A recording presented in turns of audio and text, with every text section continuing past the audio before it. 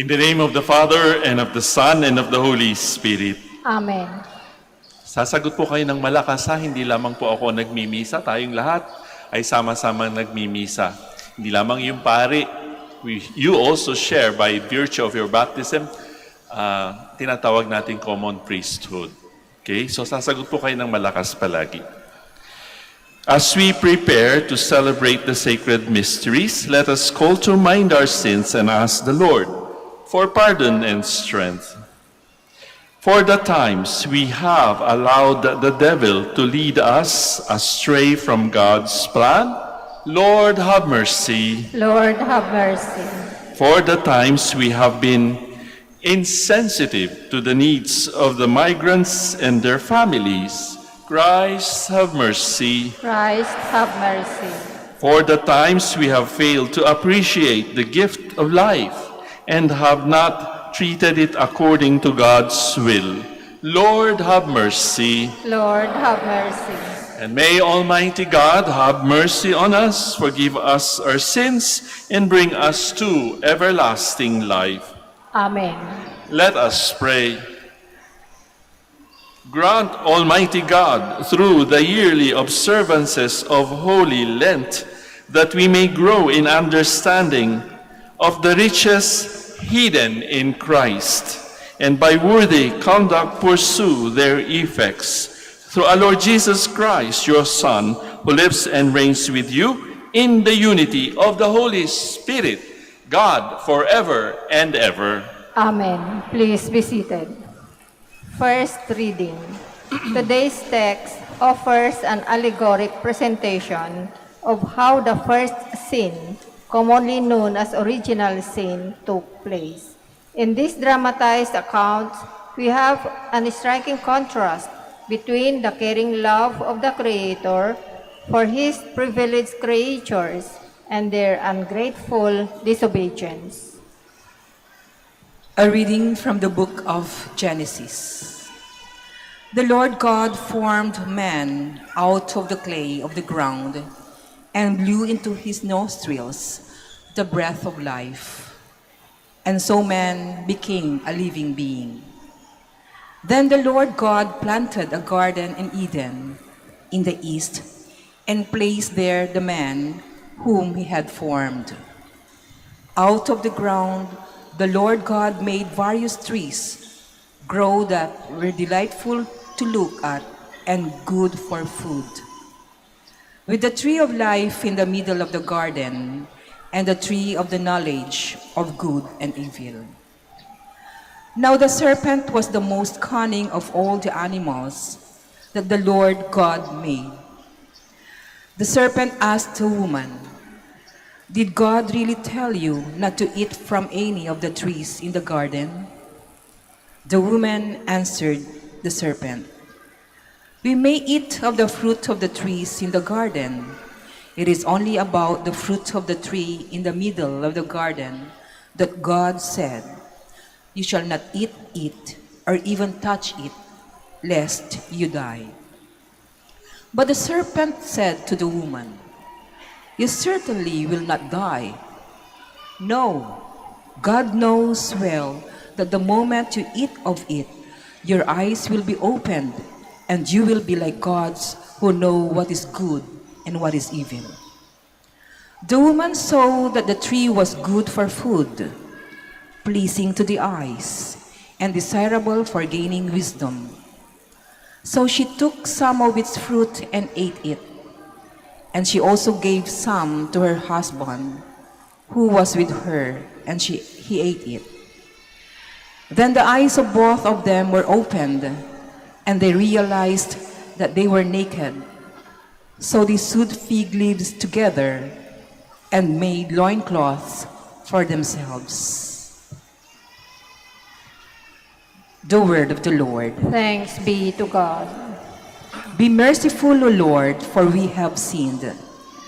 Be merciful, O Lord, for we have sinned.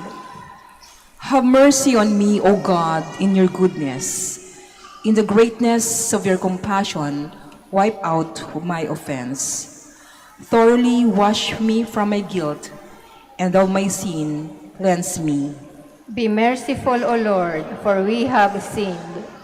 For I acknowledge my offense, and my sin is before me always. Against you only have I sinned, and done what is evil in your sight. Be merciful, O Lord, for we have sinned. A clean heart create for me, O God, and a steadfast spirit renew within me. Cast me not out from your presence, and your Holy Spirit take not from me. Be merciful, O Lord, for we have sinned.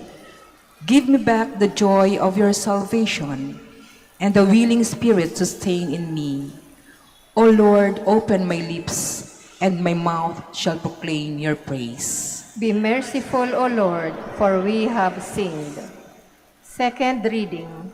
In this short passage, St. Paul reminds us of the salvation brought to us by the obedience of Jesus Christ, in contrast with the misery caused to all by the disobedience of Adam and Eve. A reading from the letter of St. Paul to the Romans.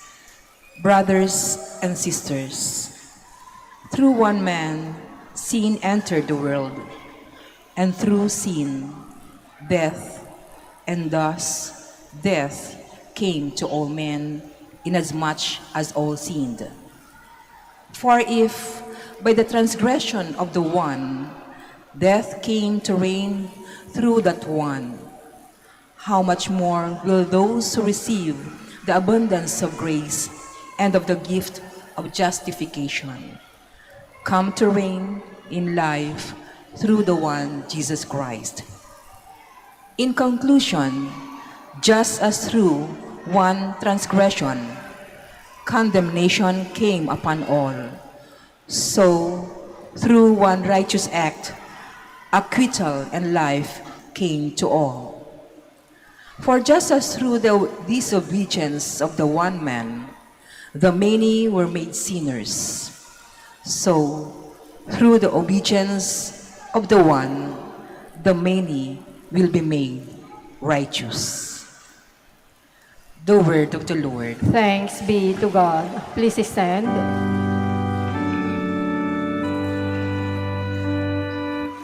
Praise to you, Lord Jesus Christ, King of endless glory. One does not live on bread alone, but on every word that comes forth from the mouth of God. Praise to you, Lord Jesus Christ, King of endless glory.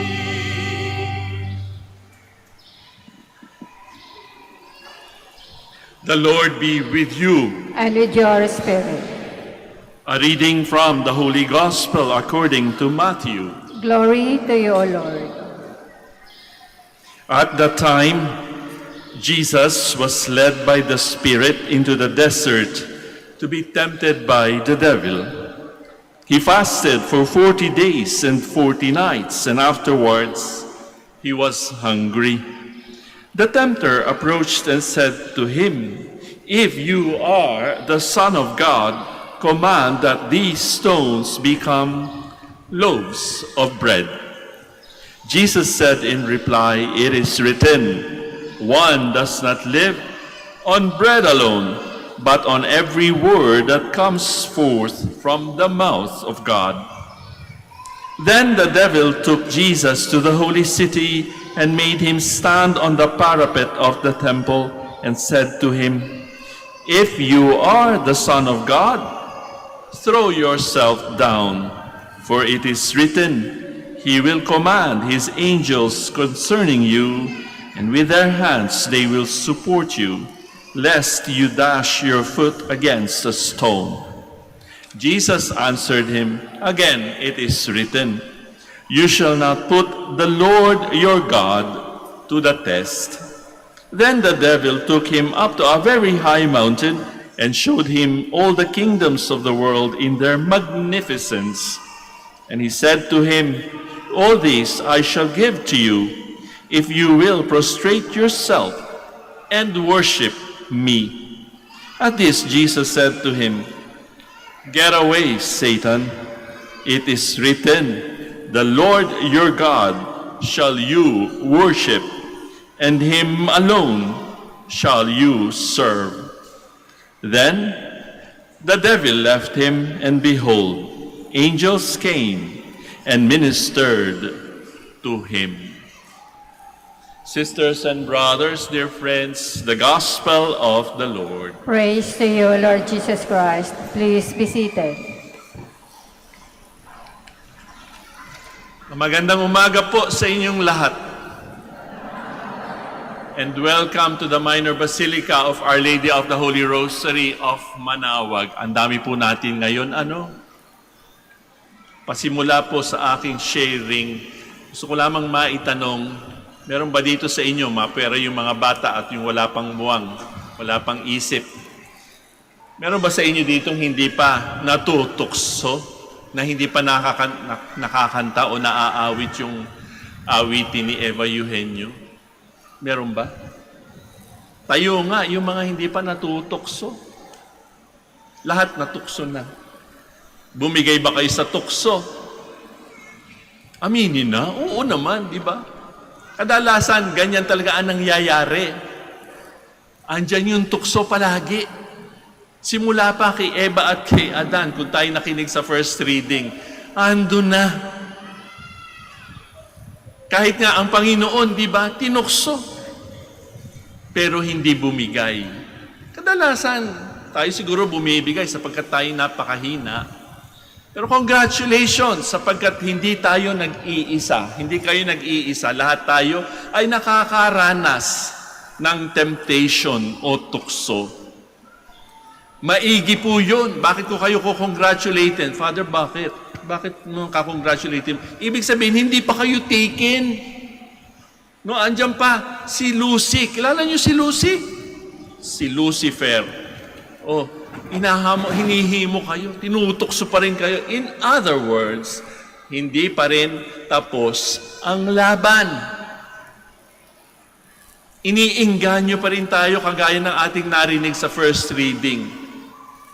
Kadalasan kasi nakakalimutan natin yung pinakaunang linya doon sa first reading, di ba? Pinaalala sa atin yan yung Miyerkules de Ceniza o yung Miyerkules ng Abo. Saan pa tayo galing? Tayo ay lupa. Saan tayo babalik? Sa lupa din.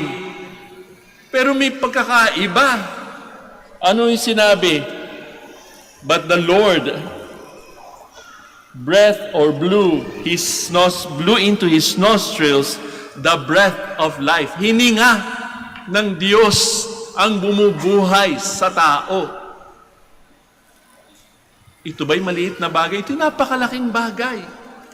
Sinabi nga, even in the first version of the creation, let us make man in our own image and likeness. Kaya nga bawat isa sa atin dito ay kawangis ng Diyos. Kahit ano pang itsura natin, kahit anong kulay natin, kahit anong laki o liit natin, we are all images and mirrors of God, the Creator.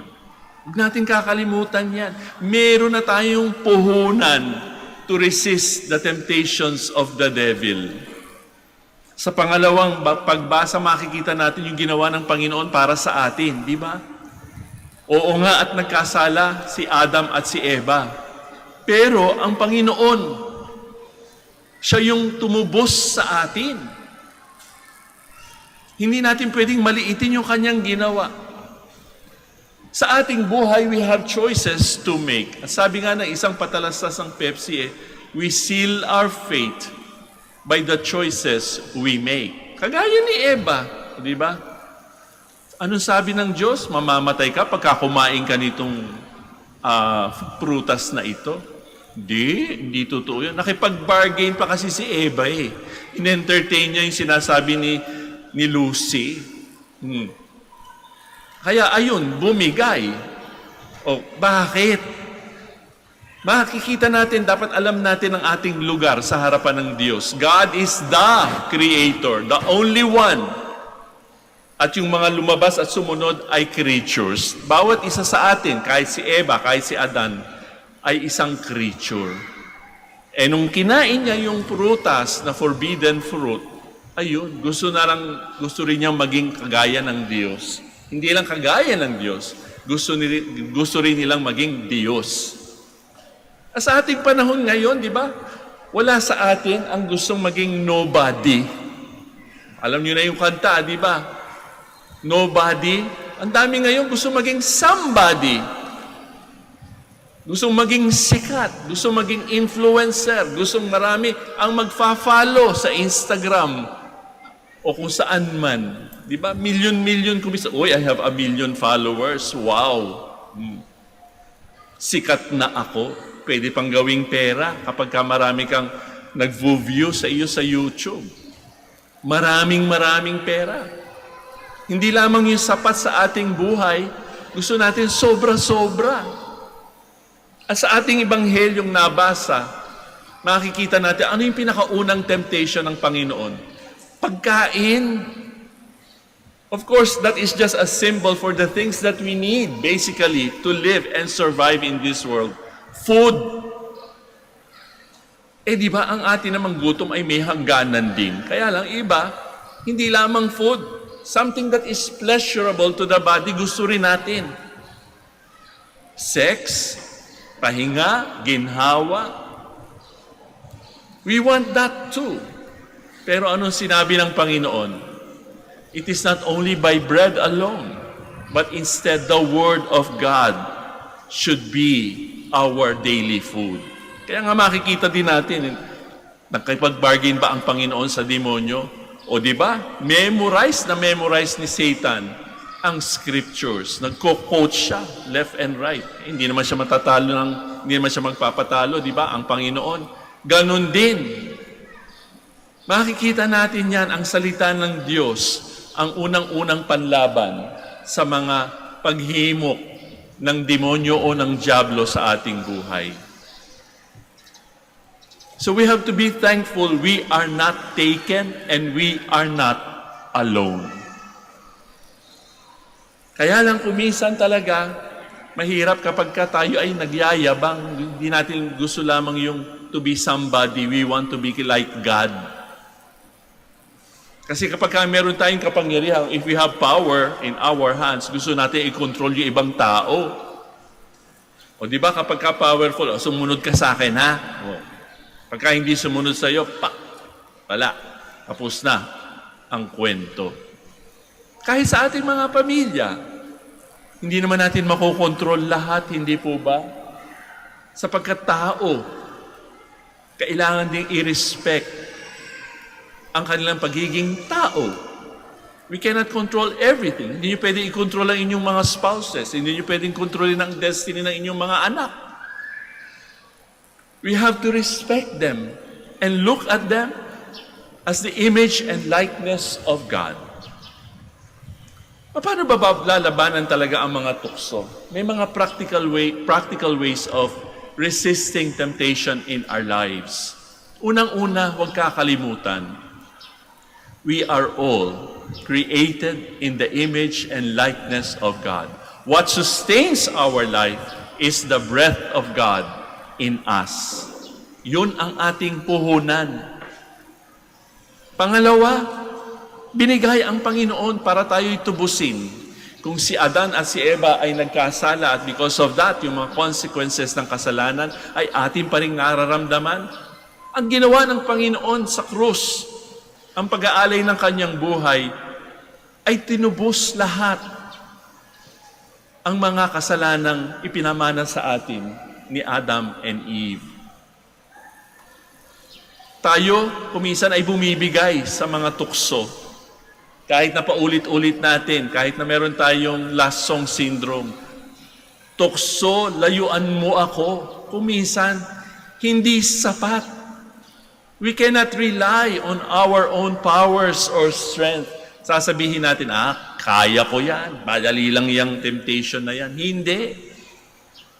Kapag tayo ay tinutukso, kapag tayo ay natetempt na gumawa ng isang bagay na hindi sang-ayon sa ating mga prinsipyo, sa ating pagiging Kristiyano, anong gagawin? Tiklop ng tuhod at magdasal. Our powers are not enough. Kaya nga, tayo'y naandito ngayon di ba? Humihingi rin tayo ng awa ng Diyos. So sana ating maisip, araw-araw sa ating mga desisyon, ito ba ang aking pipiliin? Ito ba'y makakabuti? Ito ba ang gusto ng Diyos para sa akin? Sana ay ating palaging isalagay sa ating isip ang kagustuhan ng Panginoon. Bakit ba tayo naririto ngayon? Ang dami natin o kung saan-saan pa kayo nanggaling.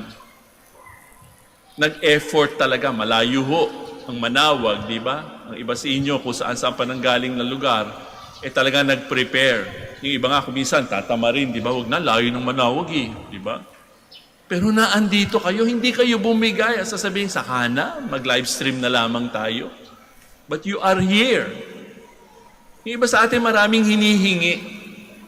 Okay lang naman yung maghingi ng tulong ng mahal na birin ng Santo Rosario ng Manaoag ng kanyang hawak na sanggol na Jesus. Ano ba yung ating hinihingi? Pera po ba?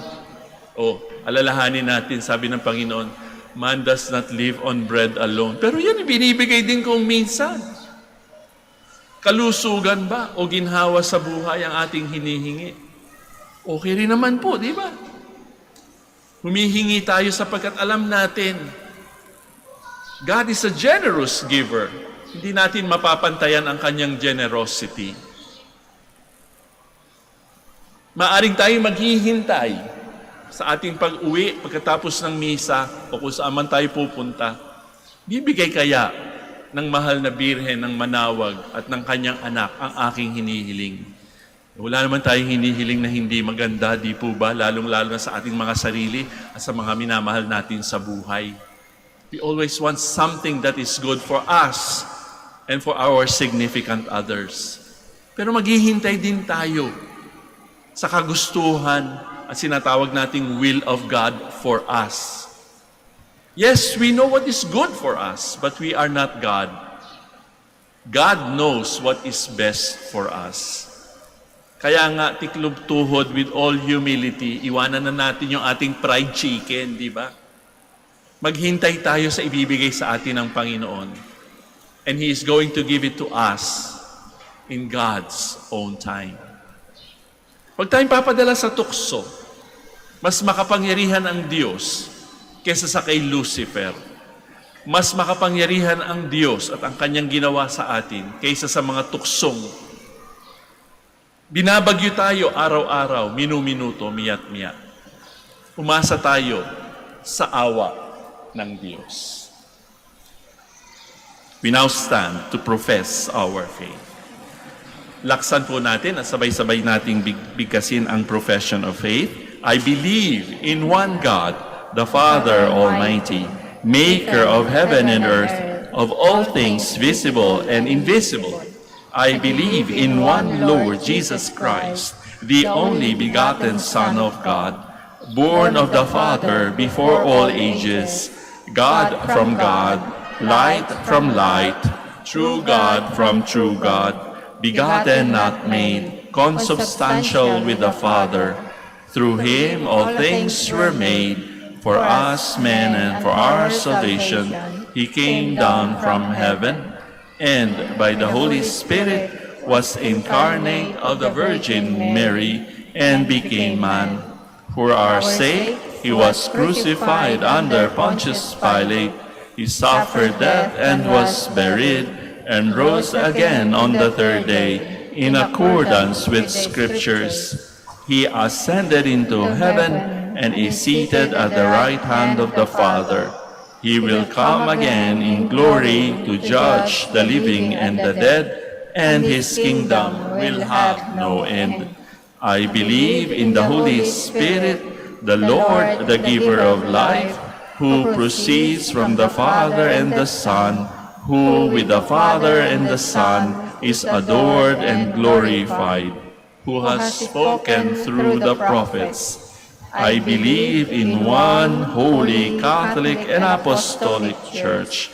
I confess one baptism for the forgiveness of sins, and I look forward to the resurrection of the dead and the life of the world to come. Amen. Friends, brothers, and sisters, in the spirit of the Lenten season, let us approach the Lord with full confidence and submit to Him the needs of mankind, of our community, and our own petitions. Let our response be, Lord, make us obedient to you. Sabay-sabay po natin sabihin, Lord, make us obedient to you. For the Church, the community of all believers, may she always overcome the temptation to seek power, riches, and prestige, and instead remain faithful to the plan of God for her in imitation of Jesus. Let us pray. Lord, make us obedient to you. For the Holy Father, our Bishop, and all our spiritual leaders, may they bravely continue to proclaim the demands of God's Word and encourage us with their exemplary life. Let us pray. Lord, make us obedient to you. For our Filipino migrants and all migrants all over the world, may they remain faithful to their moral principles and their Catholic faith in spite of their being deprived of the support they used to enjoy in their country of origin. Let us pray. Lord, make us obedient to you. For the families of the immigrants, may they endure the difficulties caused by the physical separation and spirit of faith and hope, always looking forward to the day when they will be reunited with their loved ones. Let us pray. Lord, make us obedient to you. For our parish community, our families, and each of us, may we live this Lenten season with a constant availability to do the Lord's will without giving in to any temptation, no matter how attractive it may appear to our senses or our pride. Let us pray. Lord, make us obedient to you. Let us pray in silence for our own personal intentions.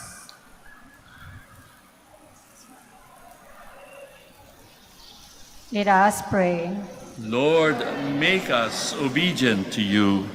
Lord God, we thank you for granting us to begin this Lenten season with the affirming episode of the victory of Jesus over Satan. Guide us, Lord, and all the migrants, and protect us with your loving care through the same Christ our Lord. Amen. Please be seated.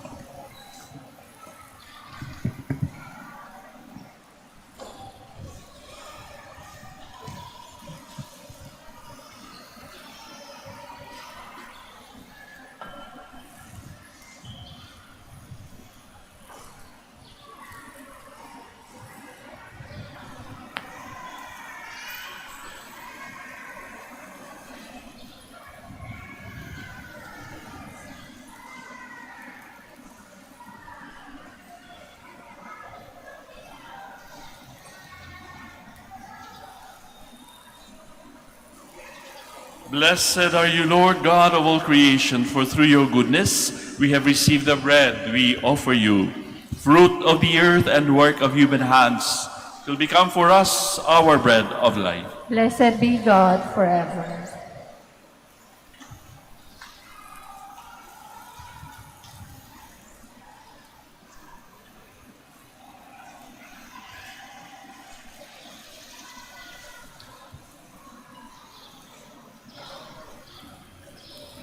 Blessed are you, Lord God of all creation, for through your goodness we have received the wine we offer you, fruit of the vine and work of human hands.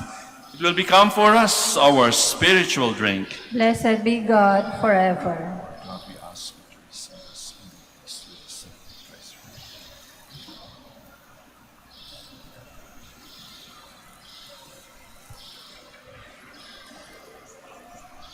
Please all stand. Let us pray, dear friends, that my sacrifice and yours may be acceptable to God, our Almighty Father. May the Lord accept the sacrifice at your hands for the praise and glory of his name, for our good and the good of all his holy church. Give us the right dispositions, O Lord, we pray, to make these offerings, for with them we celebrate the beginning of this venerable and sacred time. Through Christ our Lord. Amen. Sagot po ulit kayo ng malakas, ha? The Lord be with you.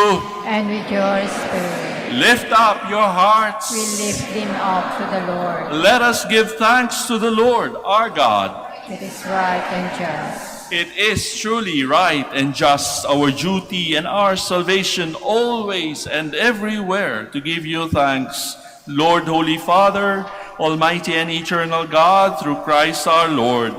By abstaining 40 long days from earthly food, he consecrated through his fast the pattern of our Lenten observance, and by overturning all the snares of the ancient serpent, taught us to cast out the leaven of malice, so that celebrating worthily the Paschal mystery, we might pass over at last to the eternal Paschal feast.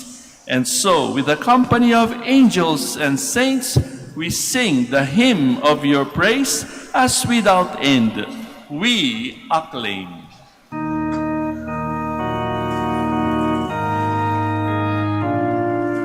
Santo, Santo, Santo, Panginoong Diyos na makapangyarihan, na napupuno ang langit at lupa ng kadakilaan mo. Hosana sa kaitaasan,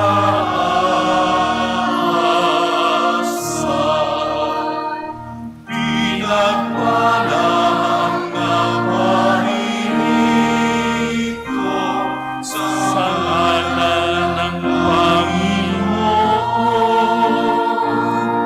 Hosana sa kaitaasan.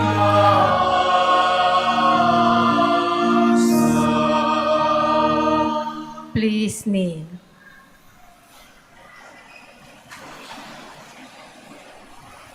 You are holy indeed, O Lord, the fount of all holiness.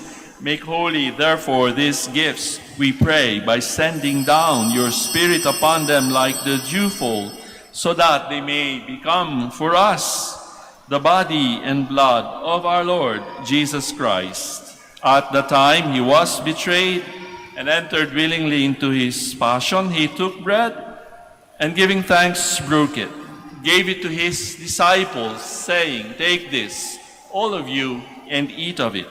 For this is my body, which will be given up for you."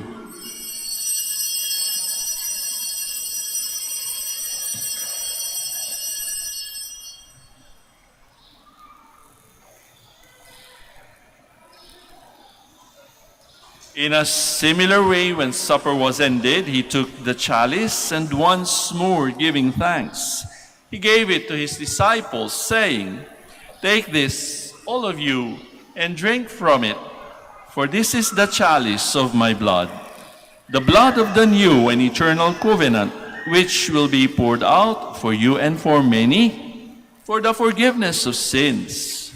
Do this in memory of me."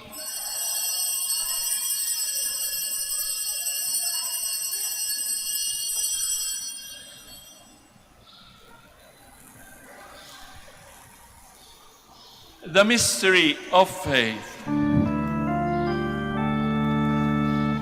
When we eat this bread and drink this cup, we proclaim your death, Lord, until you come again. Therefore, as we celebrate the memorial of his death and resurrection, we offer you, Lord, the bread of life and the chalice of salvation, giving thanks that you have held us worthy to be in your presence and minister to you. Humbly we pray that partaking of the body and blood of Christ, we may be gathered into one by the Holy Spirit. Remember, Lord, your church spread throughout the world and bring her to the fullness of charity, together with Francis, our Pope, Socrates, our Bishop, Fidelis, his auxiliary bishop, and all the clergy. Remember also our brothers and sisters who have fallen asleep in the hope of the resurrection, and all who have died in your mercy. Welcome them into the light of your face.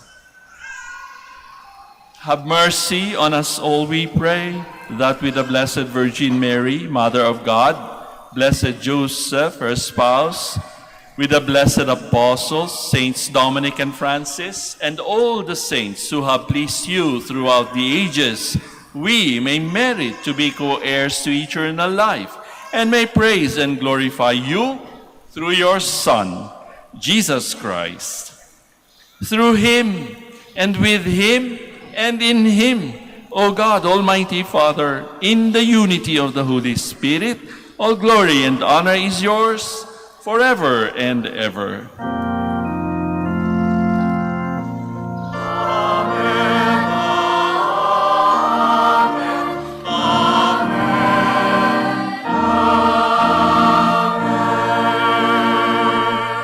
Please all stand.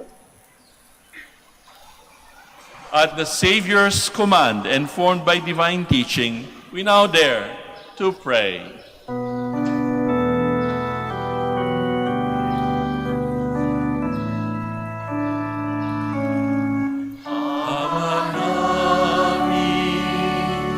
Sumasalangit ka, sambahin ang ngalan mo. Mapasa amin ang kaharian mo, sundin ang loob mo dito sa lupa para ng sa langit. Bigyan mo po kami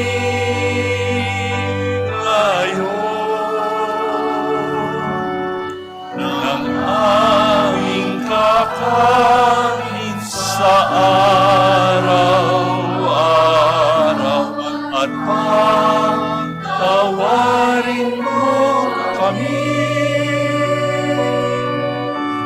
sa aming mga sala.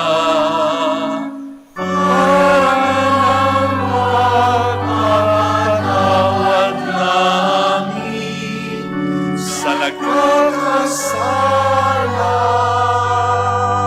sa amin, at huwag mo kami ipahintulo sa tukso,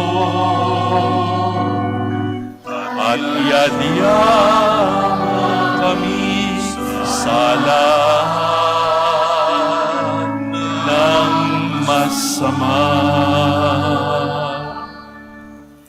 Deliver us, Lord, we pray, from every evil.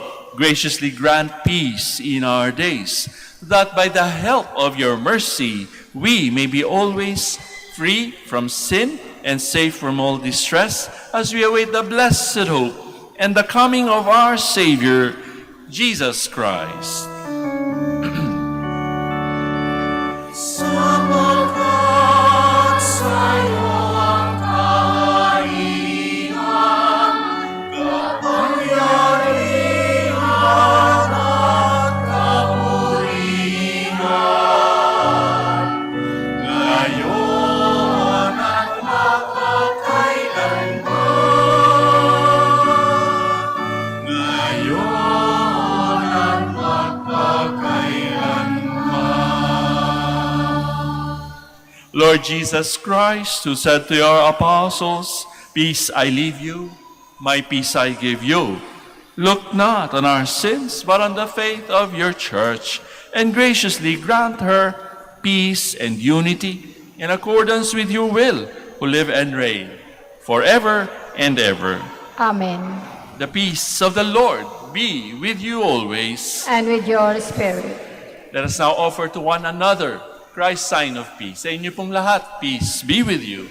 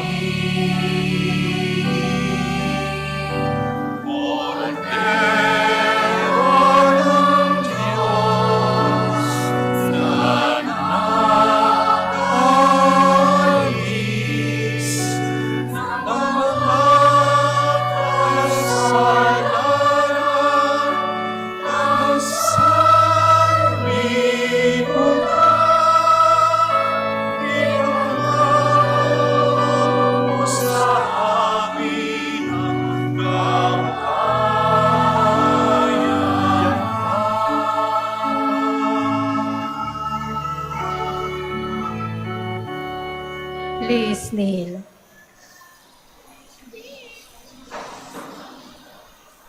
Friends, sisters, and brothers, behold the Lamb of God. Behold him who takes away the sins of the world. Blessed indeed are those called to the supper of the Lamb. Lord, I am not worthy that you should enter under my roof, but only say the word and my soul shall be healed. Paalala po sa lahat, sa inyong pagtanggap ng communion, bago po humarap, pakibaba na po ang face mask. Kapag sinabi sa inyo body of Christ, tanggapin ng inyong dalawang kamay ang hostya at sumagot ng amen at isubo na agad ang hostya. Huwag po ninyong isubo habang naglalakad at lalong huwag dalhin sa upuan ng hostya upang maiwasan po ang pagkahulog nito. Salamat po.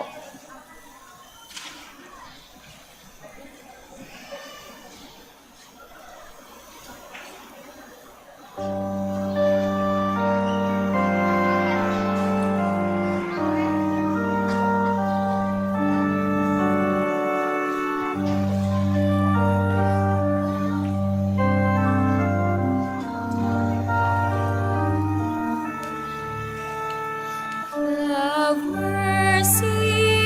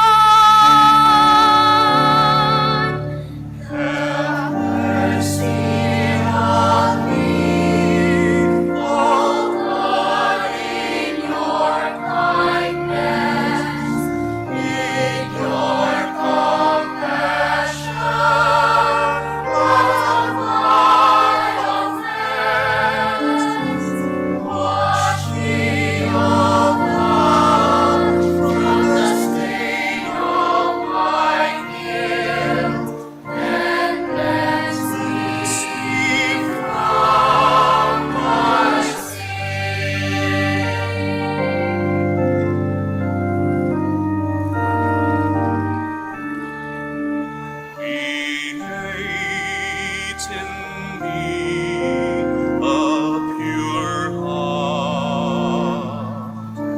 Put the steadfast spirit within me.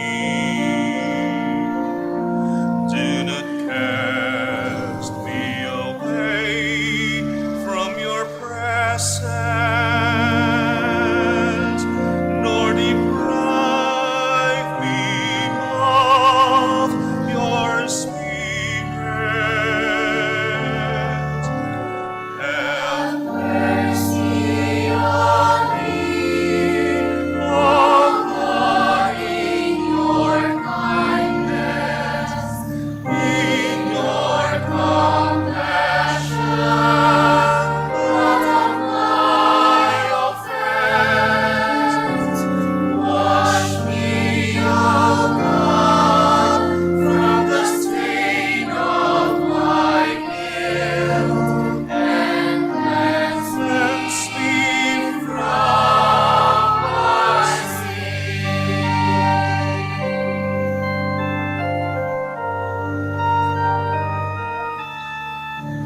Defend me, O God, my Savior. My tongue shall sing out your goodness. O Lord, open my lips,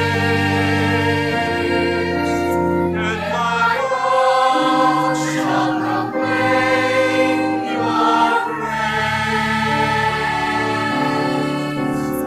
Have mercy on me, O God, in your kindness, in your compassion, not of my offense. Wash me, O God, from the stain of my guilt, and cleanse me from my sin.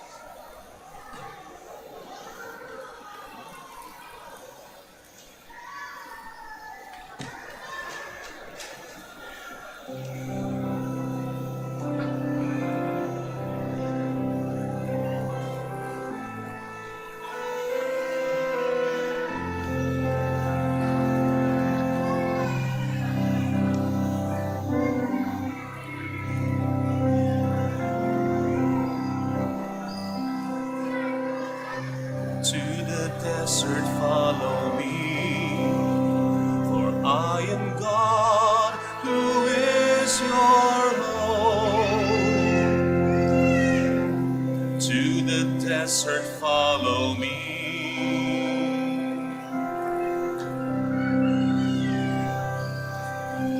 To the desert follow me, for I am God who is your own. To the desert follow me.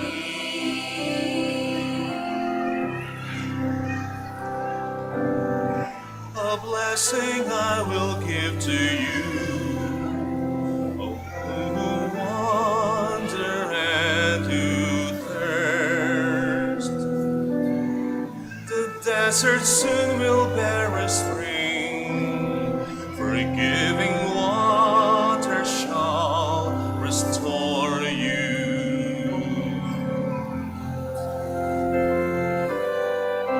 To the desert desert follow me. For I am God who is your home. To the desert follow me.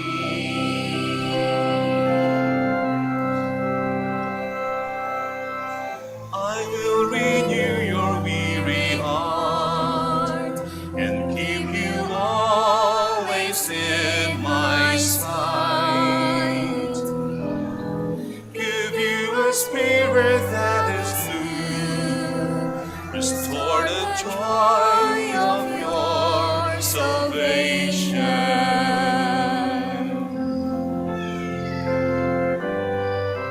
To the desert follow me, for I am God who is your home.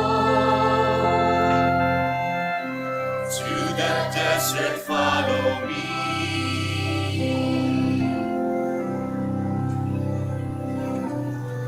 The light you bear shall be as dawn. Your bonds of sin, my love will break. Injustice shall be overcome, and you will rise with me, beloved.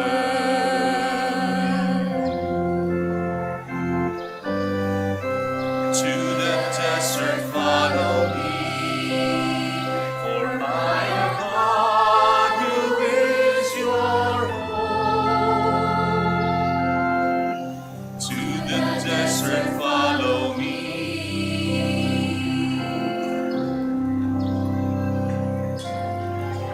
To the desert follow me, for I am God who is your home. To the desert follow me.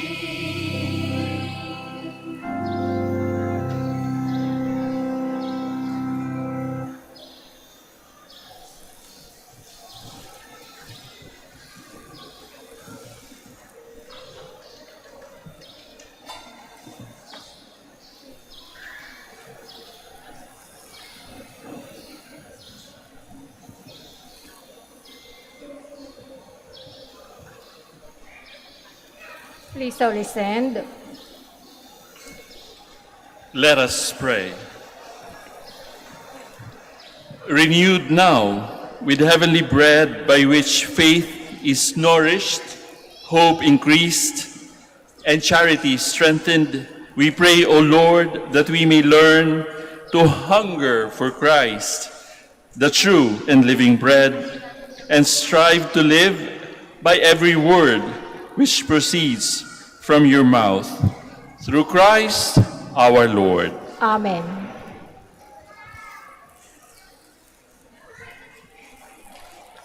Please be seated for some announcements. The Our Lady of the Rosary Parish is inviting Catholics to serve the minor basilica, volunteers for the following lay liturgical ministries: Ministry of Ushers, Ministry of Collectoras, Ministry of Lectors and Commentators, Extraordinary Ministers of Holy Communion. Interested applicants must be residents of Manaoag, 13 to 45 years old for the Ministry of Lectors and Commentators, 20 to 55 years old for other ministries. If married, must be in the church with marriage contract and willing to undergo formation. For more information, please visit the parish office from Tuesday to Sunday, 8:30 to 5 p.m. Thank you. Please all listen. Once again, brothers and sisters, marami pong salamat sa inyong pagpunta at pagbisita dito sa dambana ng Our Lady of the Holy Rosary of Manaoag. Sana po ay ipagpatuloy natin ang pagdarasal para sa bawat isa. At makakaasa rin naman po kayo na kaming naandito sa Basilica, Minor Basilica ng Our Lady of Manaoag ay palagi nagdarasal din sa inyong mga intentions and petitions. The Lord be with you.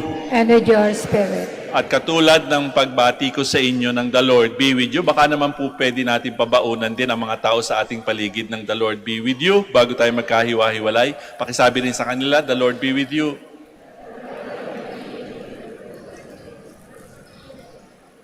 And may Almighty God bless you all, the Father, the Son, and the Holy Spirit. Amen. We have offered the Holy Eucharist. We go in peace, glorifying the Lord with Thanks. our lives. Thanks be to God.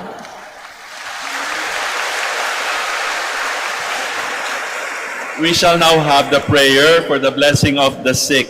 Inaanyayahan ko po kayo ng mga merong nararamdaman sa inyong mga kalooban o sa inyong mga katawan, or kung kayo ay nagsasubstitute para sa mga mahal ninyo sa buhay na naiwan sa bahay, I want you to put your right hand over your breast and pray for the gift of healing. God, our Almighty Father, by your blessing, you give us strength and support in our frailty. Turn with kindness toward our sick brothers and sisters, free them from all illness, and restore them to good health in accordance with your divine will.